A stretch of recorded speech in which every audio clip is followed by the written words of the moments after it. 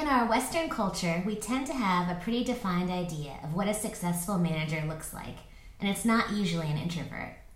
Since there are more introverts working in libraries than the general population, and probably more introverted managers, I wanted to explore how this aspect of personality might affect managers in libraries, and clarify whether extroverts can lead as successfully. Carl Jung was the first psychologist to coin the terms introversion and extroversion, meaning inward turning and outward turning. Introverts are likely to prefer a smaller friend group, be less comfortable with strangers, spend time observing social situations before joining in, and carefully consider their words. But this doesn't necessarily equate to shyness. One of the most commonly cited measurement tools in the research to follow is the Myers-Briggs Type Indicator, which treats introversion and extroversion like a scale, as it should. No one is purely introverted or extroverted. Mary Jane Sheridan did a lot of research back in 1992 regarding the librarian personality.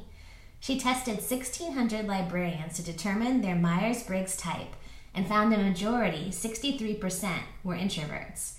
She also hypothesized that certain types of librarianship attracted groups of people with defined personality characteristics.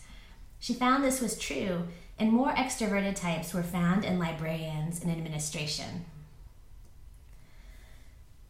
As I mentioned earlier, as a culture, we have a predefined idea of what a manager's personality looks like, and it favors extroverts, which Susan Cain refers to as the extrovert ideal, and defines as the omnipresent belief that the ideal self is gregarious, alpha, and comfortable in the spotlight. Research has supported extroverts are favored in hiring and promotion decisions. This climate can leave introverts feeling left out and cause them to lose confidence. Researchers have attempted to identify distinctive traits of managers. In 2016, Lounsbury, Sundstrom, Gibson, Loveland, and Drost found a unique profile for managers, which suggested they were more extroverted than average employees.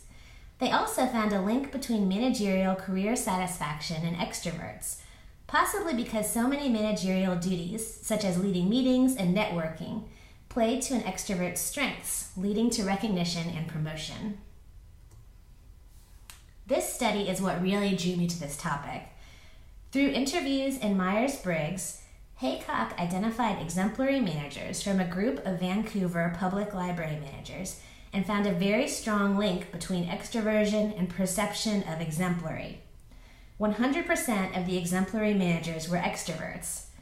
Haycock noted that exemplary managers are more engaged with staff in the community, prefer external engagement, and are active in community groups. As I mentioned, in our culture, there is a general consensus that extroverts make the best leaders, and our society is set up to recognize and reward these behaviors.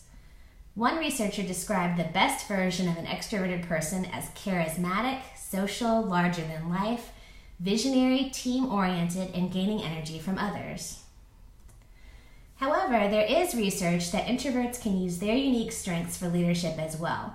Zong found the introvert tendency to retreat and analyze can help them make good decisions. They can also be better listeners, more tuned into their employees, and shine in one-on-one conversations.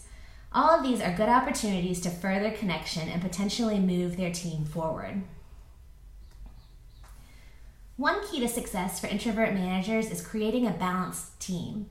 Several researchers noted that a team of introverts and extroverts will be stronger than all one or the other. It also seems to work well to have a team of extroverts working with an introvert manager, and vice versa. Introverts should try to balance their schedule to include restorative work as well as more extroverted behaviors. Finally, they should seek additional training, such as public speaking classes, as needed. Introvert leaders can call on less dominant parts of their personality to perform managerial jobs well, especially when they really care to do so. I think a lot of librarians are motivated in this way. My overall impression of the research is that introvert leaders can be successful, but they have to overcome a cultural bias which still favors extroverts.